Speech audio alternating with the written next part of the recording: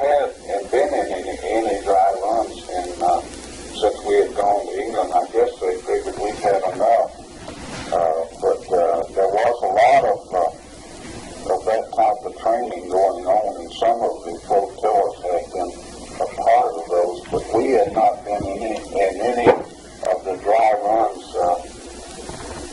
So we didn't know for sure if this was a dry run or the real thing, although many things told you that it had to be the real thing, especially the bombing of the French areas. The bombers and fighter bombers were just on a continuous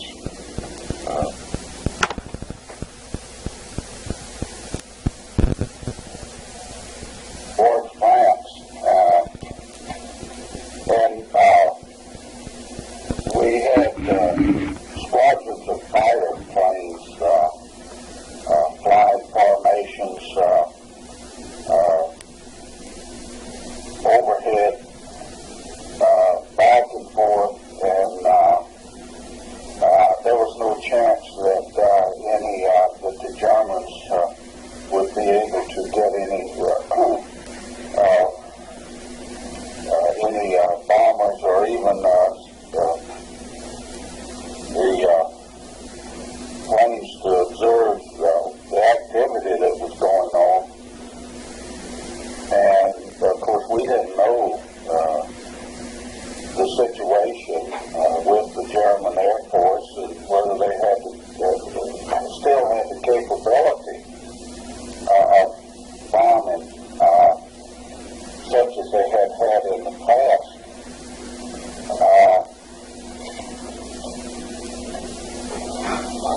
The morning of June the 4th, we were out in the bay, and we spent the day farming up our flotillas and getting ready to do whatever we were going to do. The weather was still good on the 4th, overcast, but about the same as it had been. Of course, out in the open, the wind was quite a bit more, but the water was not rough. It was fairly calm, and where we were anchored, we didn't have any waves rocking up the boat.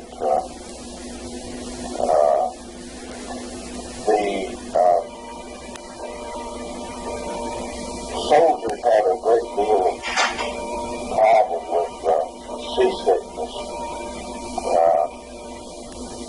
when on these small ships, especially like the LCI. Their biggest problem was seasickness. Then we had, I have not mentioned names other than commanders because I really can't remember too many names of people I served with. One name I remember was Alvin Smith. He was a radio man, and as I recall, he was assigned somewhere else long about the time of the invasion of Anzio, and I don't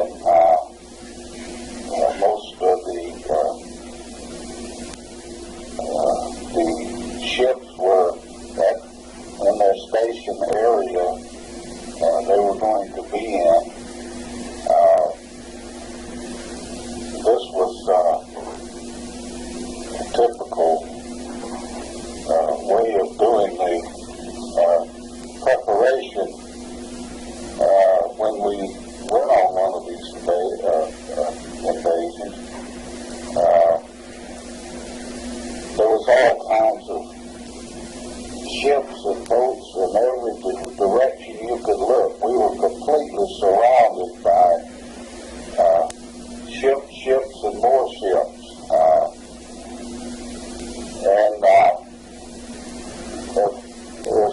Of course, there was some confusion, but in general, the people seem to have had their station all laid out for them, and their things were more orderly than I have seen before in our getting ready.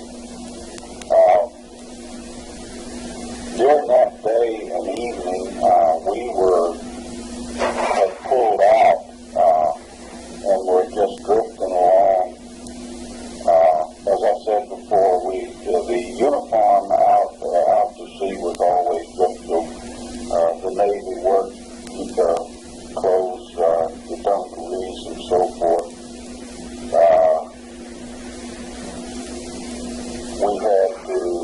We had the lifesavers and the hard hats, which we had to wear on duty. After I had, in the afternoon when I was off duty, I slept because when we were on 4 on and 4 off, if you didn't sleep during that 4 hours you were off, you wouldn't last very long. It didn't give you much time. So I slept until my watch came up again at 4 p.m. and we were drifting along towards what I assume was the southwest in the channel. And we were part of a group now that consisted mostly of landing craft, a couple of destroyer escort vessels for protection, and we also had some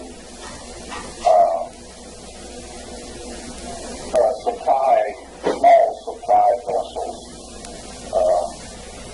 in the group.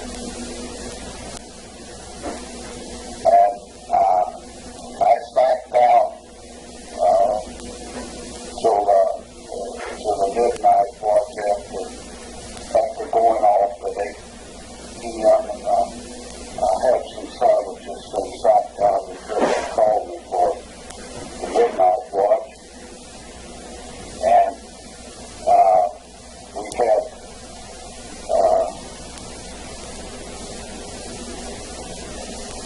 sandwiches again.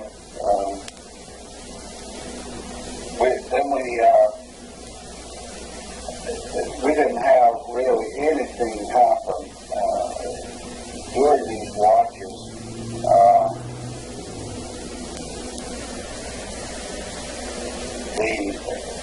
All during the day, we had general quarters alerts that were practices, and didn't really have any problem with this German planes or submarines.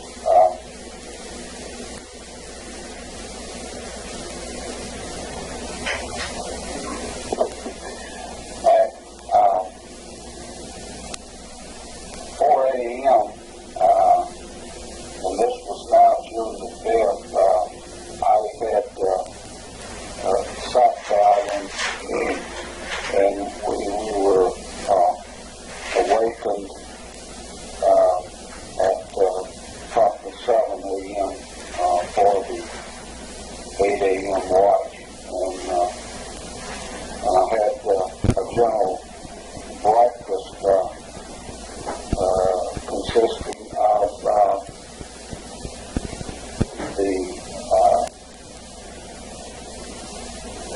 mush that looked like grits to me, but people ate milk and sugary milk they used on this.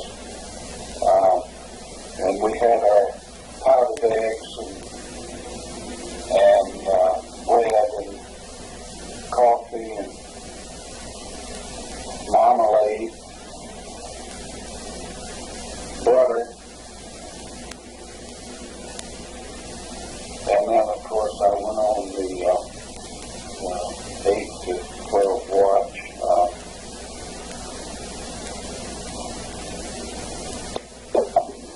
This was June the 5th, I'm referring to now, and we were still just drifting along. The weather was still okay. The waves were choppy, but we didn't have swells, so there wasn't a great deal of seasickness. Then this all sounds like the same thing over and over, but that's just about what the service amounts to. Nothing happened. I psyched out after eating at noontime. I don't remember what we had, General Navy food. Then psyched out and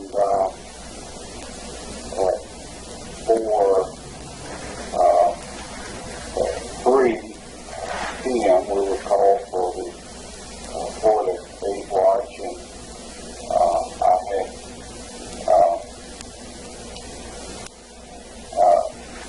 a sandwich and coffee, and we had duty. We had a little bit of information passed on to us,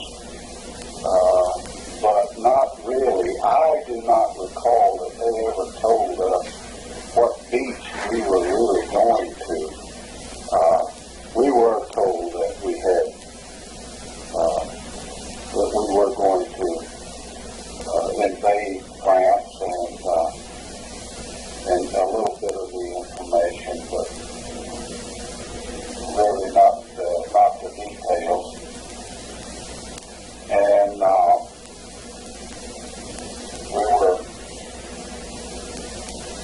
we were awaiting orders to go across the channel.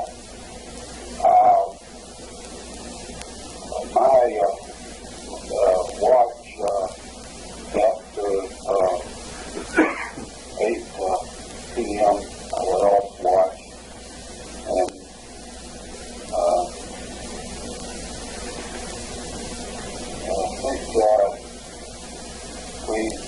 I psyched out until called at midnight, and when I came on the midnight watch, it was getting very foggy, and as night came along, vision was getting worse and worse, and finally general quarters sounded, and everyone had to rush to their stations. In the meantime, we had stopped dead in the water. All the engines stopped.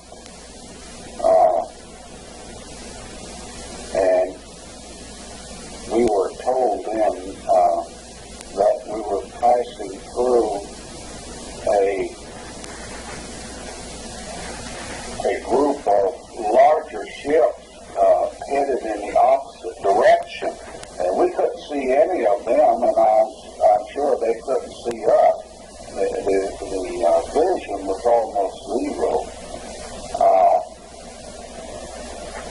I very distinctly remember as I was standing along at the rail there,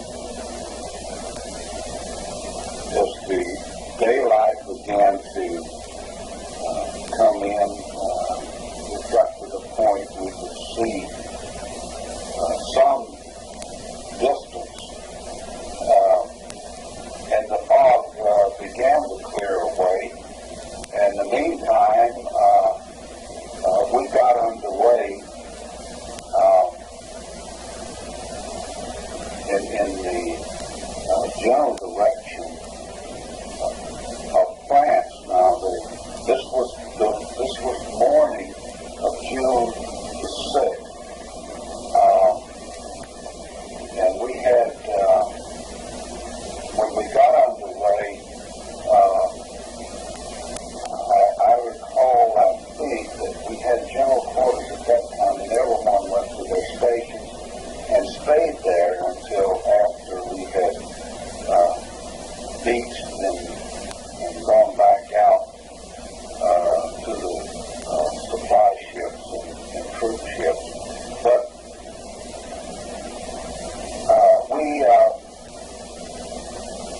we were in group after group of ships. You could see both directions all over the channel, warships and all kinds of ships. The air was practically black with planes of all kinds, and we had not seen any of those gliders cross the channel. We would have been able to recognize them. I don't know why we missed them unless they passed on while it was still foggy.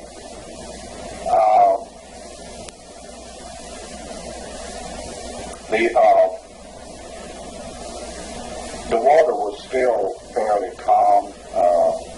The weather was overcast. The wind had picked up some. And as we got out into the channel, we got more swells, but the water and the weather was not a problem. And we had a red alert at some point.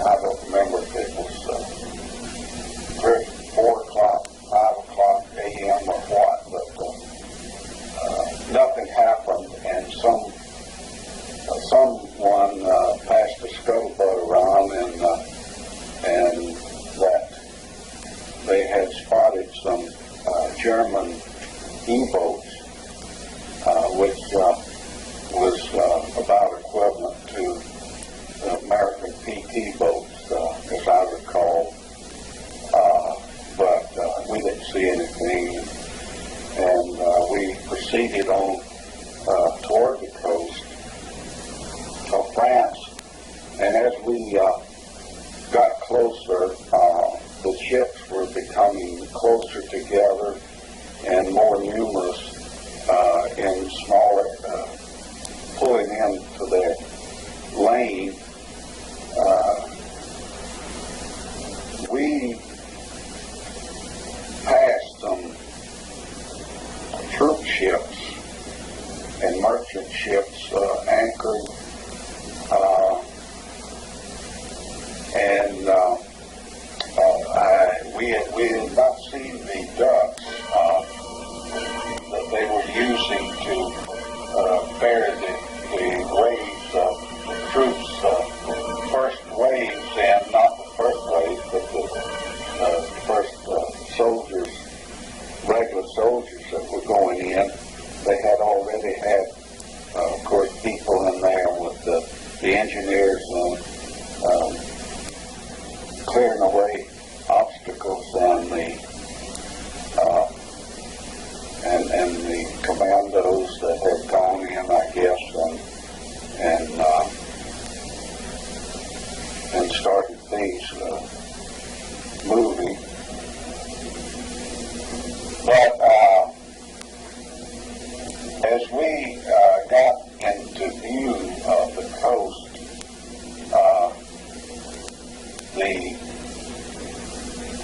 there were several warships bombarding the coast, and of course now we could hear the roar and the whine of shells.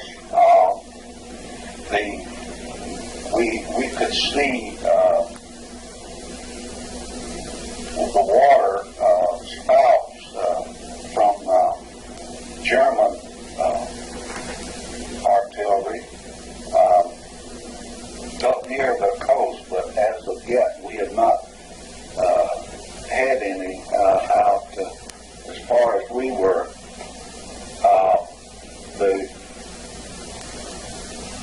It seems to me that most of there was a couple battleships, some cruisers and destroyers. They were all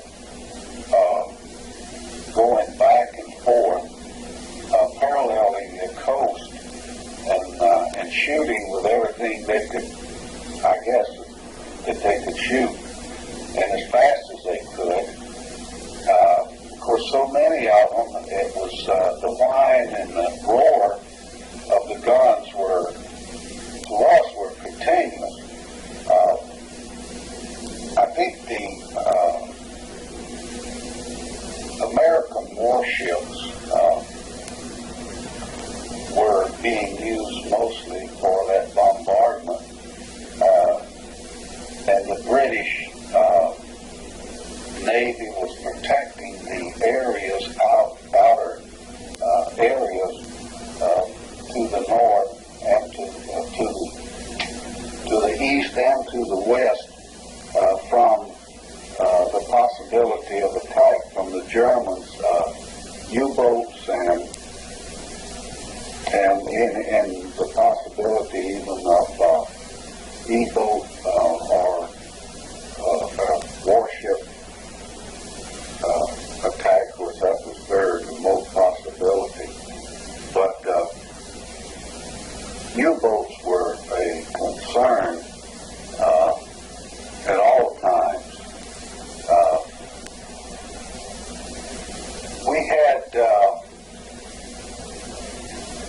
We were just idling in our group, and there was other groups all around us. Up near the coast was some LCTs.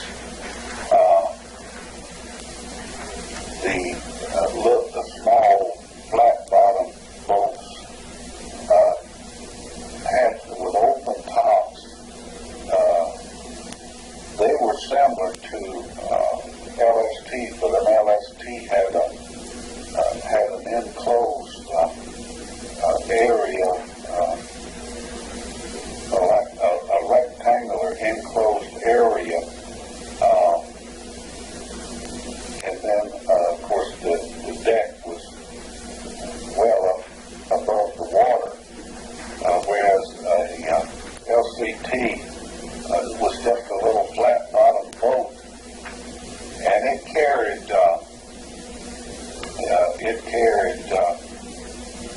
small guns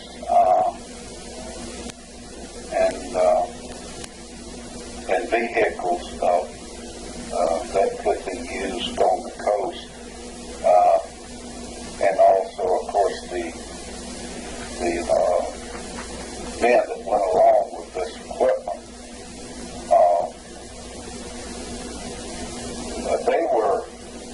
There were some of those ahead of us and toward the beach. We could see in close to the beach, we could see some of the ducks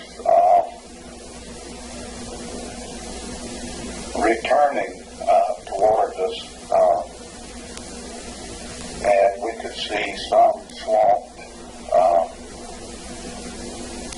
small craft ducks and even some of the LCTs and so forth. We could also see some abandoned equipment on the beach area, and the figures of the soldiers as they ran back and forth and up over the sand dune. From a water level, we could see we could not not see over those sand dunes in that area. We could see directly behind the sand dunes. You could see some, what looked like a small village, maybe a mile or two.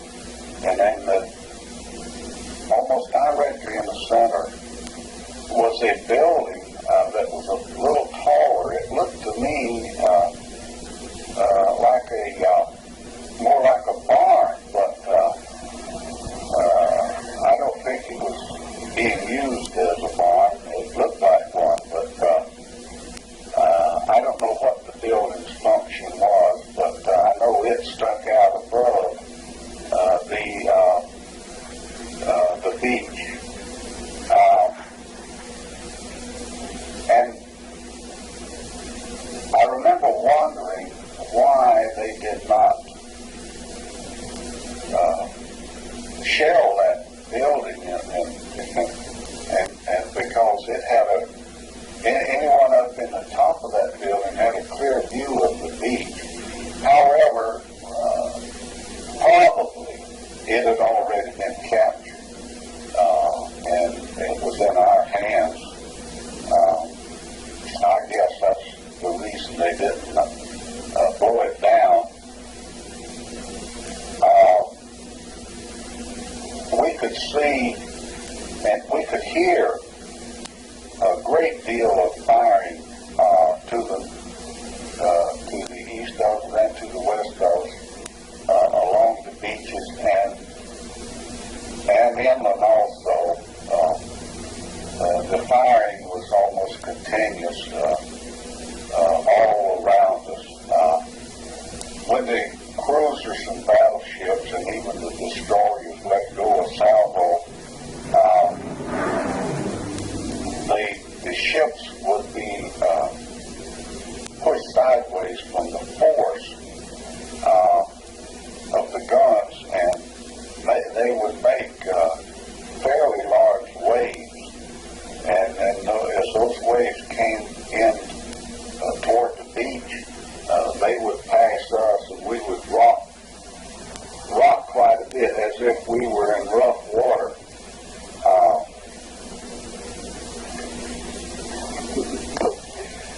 We had at this time evidently orders, and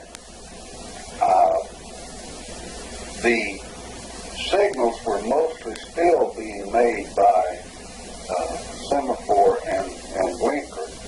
The radio was not being used a great deal. I guess if all that traffic had been on that radio, it would have been utter confusion. We evidently did receive orders to go because we suddenly took off at full speed toward the beach. In the area, about halfway between the anchored troop ships and the warships, there was quite a few, I don't know, maybe 4 or 5 British gunboats firing salvos in toward the coast. And as we approached the area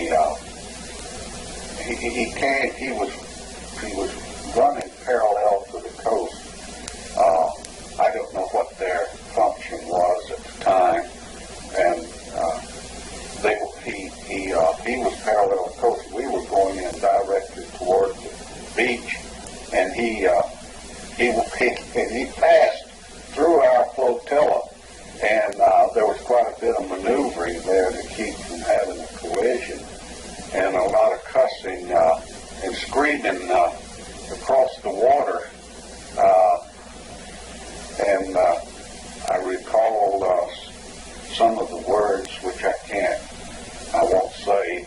I do know that the word limey was used, and then they used some of the words they called Americans. But in general, it was just a little incident. And now we were in the area where the artillery was reaching the beach, and of course we could see now some of the ducks were damaged. Some had been swamped. There was obstacles, parts of obstacles sticking up out of the water. The channels that had been cleared were clearly marked, and we didn't have any problem with running over any of the obstacles left. The battalions of soldiers were going up. Most of the soldiers groups were going up and over the sand dunes there towards the inlet. There was some running up the beach to the east, and I remember some soldiers far down the beach toward, I think was the American sword, I believe the beachhead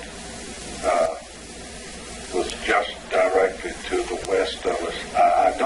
I'm not saying this is positive, because I remember the one we landed at Juno Beach.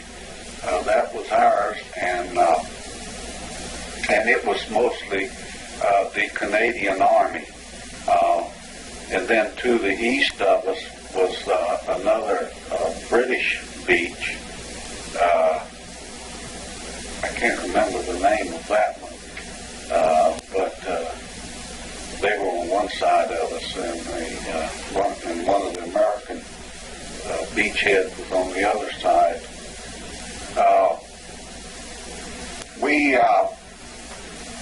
There was some artillery shelling of the beach and also into the water as we passed on into the beach. The shelling from the Germans was not very much. It was really not very, didn't amount to very much at this point, although you could tell from the area and from the damaged vehicles and all that they had some trained in on the beaches, and there was some British and American vehicles damaged on the beach and in the area, and there was little setups in several areas close to the water where they were tending to wounded soldiers.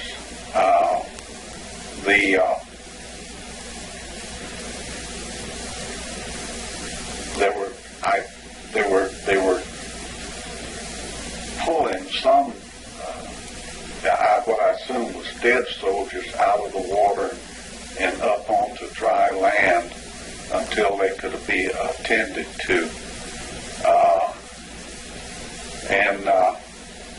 We proceeded in on a very good landing, smooth landing, and the pontoons were immediately put out onto the beach, and in this case we got the pontoons out onto dry land. Bridge, I guess you'd call it. I always think of pontoon, but what it was, on the LCIs, there was a bridge, portable type on each side, and it was evidently run by a gear cam arrangement, and they put it out, and it went straight forward, and the outer end at some point fell down to the ground and was on land, and that's the way the soldiers went down. It was like a ladder. The soldiers went down this, and I was part of a group of sailors that ran forward and assisted the soldiers to get off. The soldiers had a heavy burden of equipment, and they didn't have a lot of maneuverability. The backpacks and the weapons and the hand grenades, everything they had to carry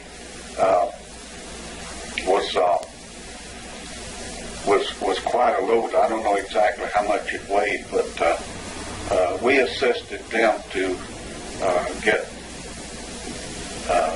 expedite them running onto the beach. And as they got out in front of us, they farmed up, the sergeant farmed them up into a group, and then they would move off over the sand dune toward inland.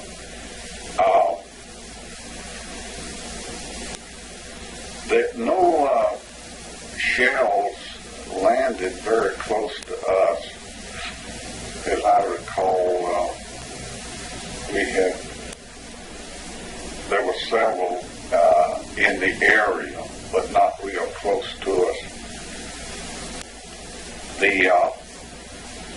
As we started getting ready to retract the ladder pontoons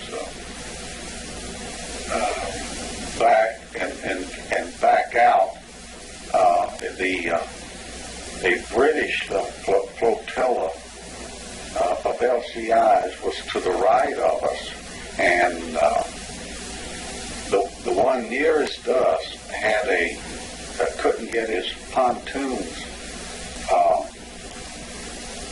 out for unloading the soldiers, and they requested that we allow them to tie up to us and let the soldiers out over ours. In the meantime, which they did, and they tied up, and we helped the soldiers on that one cross onto our deck and out our pontoons or ladders onto the beach. In the meantime, our flotilla had backed out and was farming to go back out toward the troop ships. And after we unloaded the other soldiers, they cut loose from us, and we backed on out and rejoined our group. Now, all the time this was going on, the shelling was just awesome. The battleships were firing salvos, I guess, as fast as the weapons would fire. And the cruisers were in a little closer than the battleships, and then the destroyers, and then close to the beaches were the British gunboats that fired several salvos at the same time. I don't know how many guns they had on one of those that would fire, but they would fire in a kind of a fast rotation, and then I guess they'd reload and fire another salvo, and it was real fast, and you could see those tracers better than you could see the tracers from the warships as the shell went toward the inland. The roar of the guns when they fired was clearly hearable.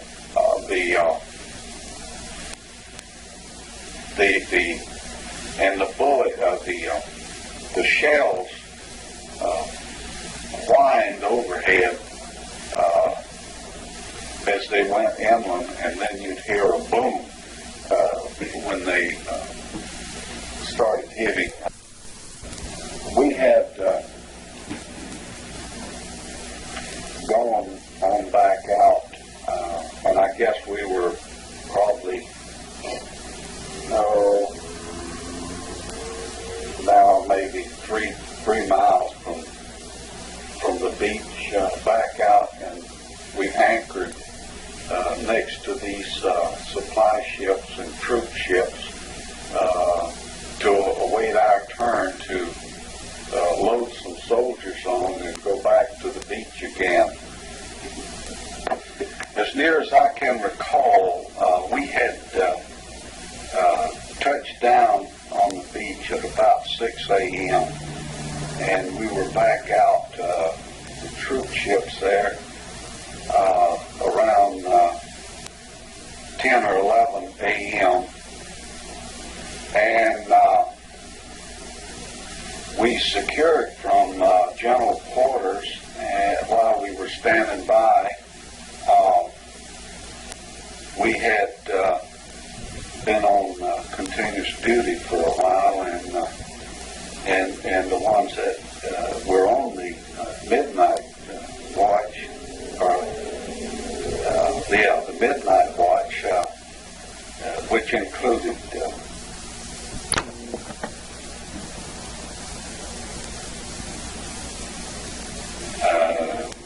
I think we slept for a couple hours, and we had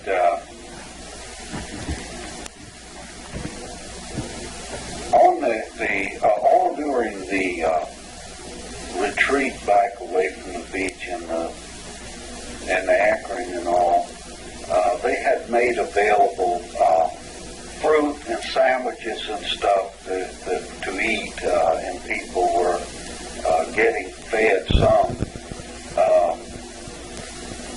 food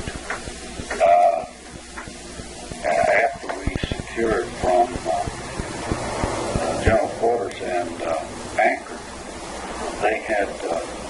They cooked a meal, as I recall, a large meal. I don't remember what it was, but I had gotten up and gone to eat. It must have been then maybe 1 o'clock or something like that in the afternoon. And after eating, I went outside and we watched the activity going on.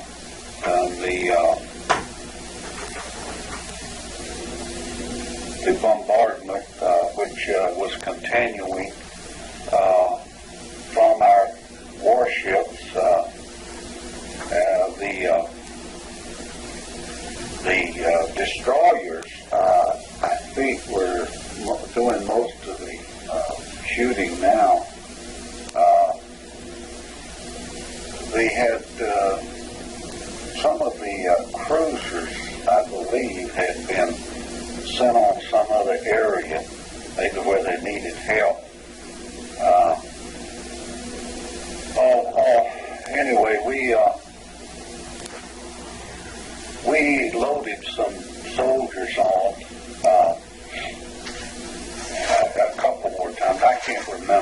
how many. We loaded some soldiers on and carried them into the beach. By this time, the Germans were not shelling this beach. They had evidently been pushed back far enough that they were not able to get their smaller guns trained on the beach, and I guess the large ones had been disabled or put out of commission by the bombing by this time. So we had mostly to watch for obstacles and the possibility of getting some damage at hitting maybe a sunken vessel or something in toward the beach. But really we didn't have any problem in going back and unloading. The weather was still okay. There wasn't any large waves on the beach, and it was an easy job unloading the soldiers. And then we each time we would go back out and anchor. My duties were the same during these times. I assisted the soldiers with their equipment and also with disembarking on the beaches and the general duties of that nature, and run on up until we went back. I think that evening we went back on our regular 4 on and 4 off jobs, and the only ones while we were waiting our turns to load soldiers that the off-duty people were sacking out to get some rest.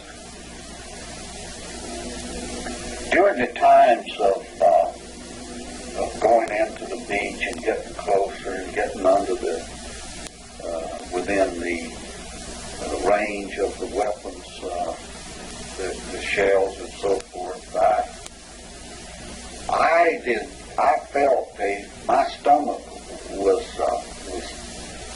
I guess what you call a nervous stomach churning, but I really wasn't a great deal nervous. I felt a certain amount of apprehension, but we had such overwhelming protection that in this particular invasion that it was not the same at all as to what I had been used to, and sleeping wasn't a problem when you were off. You just dropped to sleep from the exhaustion, I guess. But most everyone tried to see and keep up with what was going on.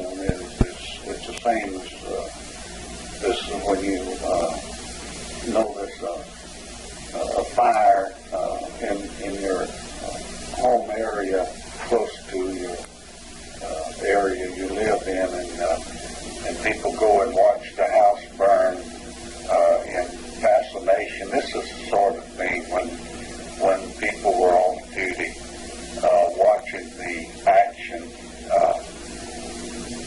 And by the end of the evening, by the evening time, the beaches were very cluttered with vehicles and people.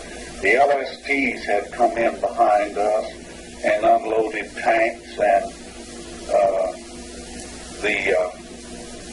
the British artillery,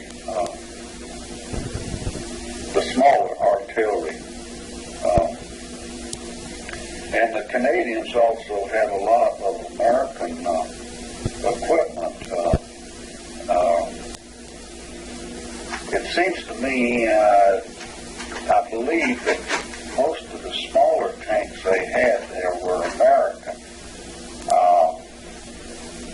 Most of the general equipment in this Juno Beach area was British. So,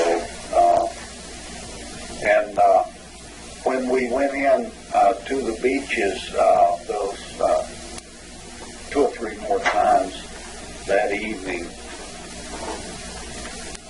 we brought back people. Some I didn't know what they were going back for.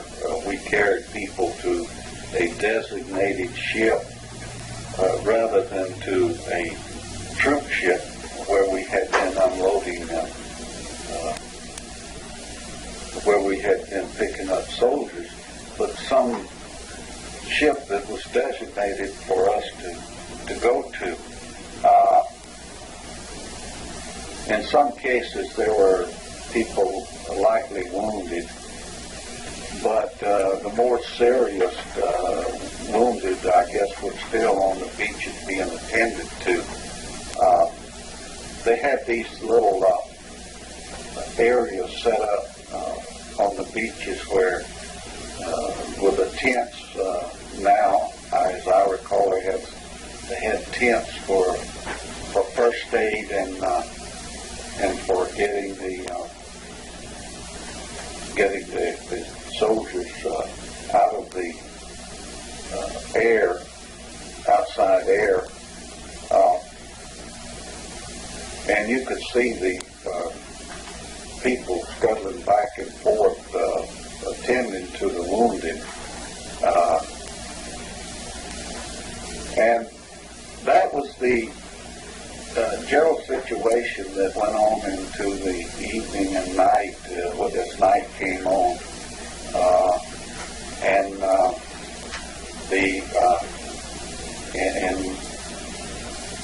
as an example of the overwhelming protection we had, there was general lighting used to expedite the work that went on all night. And I don't think we hauled any more after it got dark. I know that sometime during the night hours we left, going back to England, I assume, to pick up some more soldiers. I don't believe I had any duty that night. It was the next morning before I reported to Command Airs for any more duty. So after we went back out and were getting ready to return to England, I sacked out and slept the rest of the night.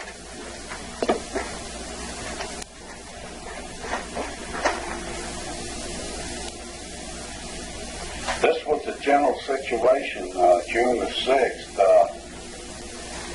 On June the 5th, we had seen some of the concrete blocks being towed, but we didn't know what they were for. There was a lot of speculation as to what the uses they were going to have for these things. We passed several of these being towed across the channel, and most of the guesses were pretty accurate as to what the concrete blocks were going to be used for. The area we were in did not have any of this. That was further down toward the American beaches, and we had not seen the artificial harbor that was being made further down the beach. This is the end of what I had. I hope been accurate. It's awful hard to remember what 45 years ago, other than something that sticks out. An example was the ship that passed like a ghost in that fog that I could have reached out and touched. Something that stands out like that you just cannot forget. Are the dead you saw laying on the beaches, and in earlier ones, the sailors and soldiers that were dead on the ships that were hit by shells or machine gun bullets or whatever. I'm probably the general things we did during those days. I have covered. The exact time or the exact day that we did this or did that, I might have a little bit mixed up. But I hope this is helpful. I do a lot of research in old records when I started looking for family history and so forth, and it's appalling the amount of communications that is available to people for them to know what was going on. Even as far back as the early 1900s, as to the way people lived and such things as that. But I know that in the future years that people are going to appreciate this information that's being collected, and I hope I've contributed some to it, and we'll be glad to help if some of the other areas are followed up on. As a kind of a postscript, we returned to England. I can't recall. I believe we went back to Weymouth, Plymouth, and we picked up American soldiers. But while we were getting them embarked, the storm which came up suddenly in the channel there, and it was so bad we couldn't get out of the harbor. We were very lucky to be able to be in the harbor at the time this storm came. The weather was real bad, a lot of rain and the wind blowing, and this time we were held in the harbor. And as the wind reduced in the bad weather, we did go on back to France,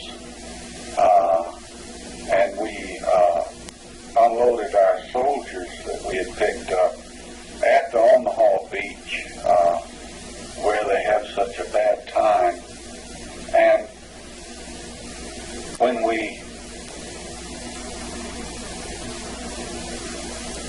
the tide was going out, and at that time, and we got stuck on the beach because the tide went too far out for us to get off.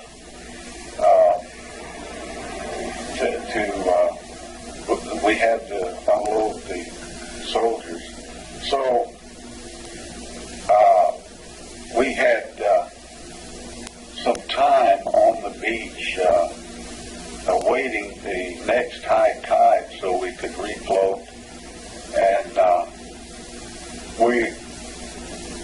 a group of us got together and went up the beach.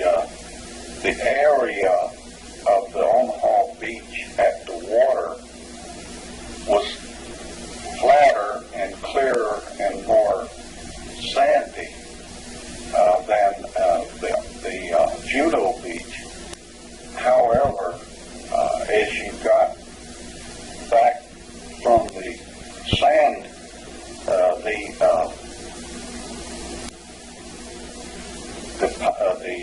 sand dunes up behind the beach were rougher and steeper than we had at the Juno Beach.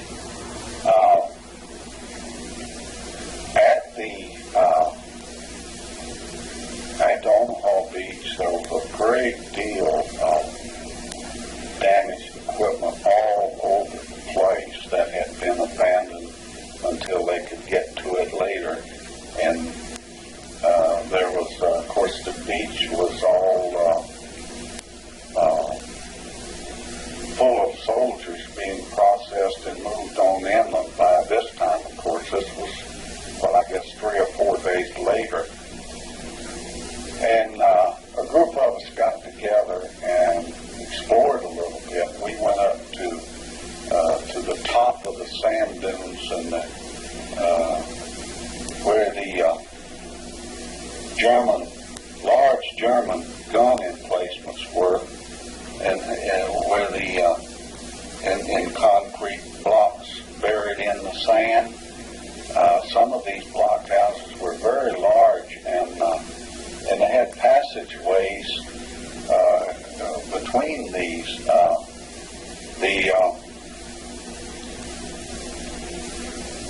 We went into 1 or 2 of these. They had all been cleared of mines, well, as far as they could tell,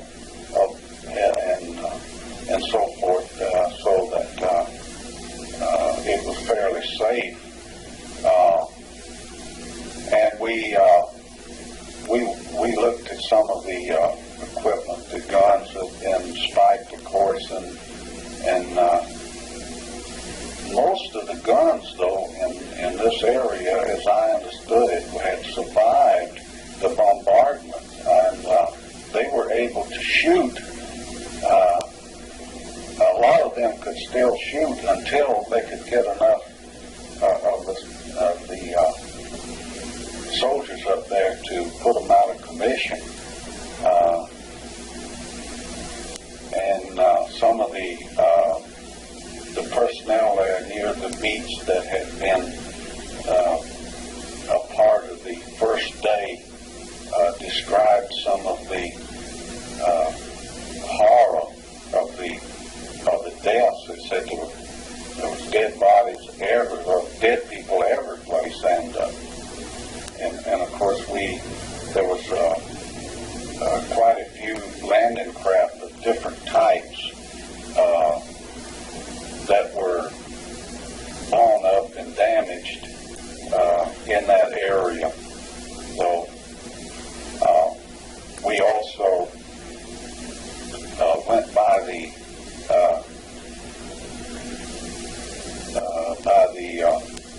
breakwater of the artificial harbor where the concrete and the old ships had been.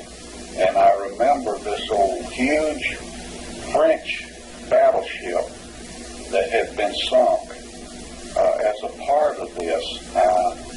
And this thing was so large, I can't remember the name of it, but I know it was an old obsolete battleship. And we went alongside of it, and all of those metal and concrete bridges that had been built were all twisted and so forth. That was quite a sight to see. But they were unloading they were unloading equipment, material, supplies, and so forth onto LCTs and LSTs and other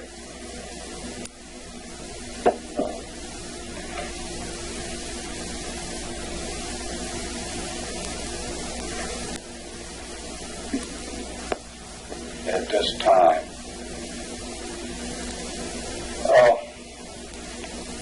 As I said, is helpful, I've made this recording for Director Stephen E. Ambrose of the Eisenhower Center at the University of New Orleans. And the date today is November the 21st, 1989.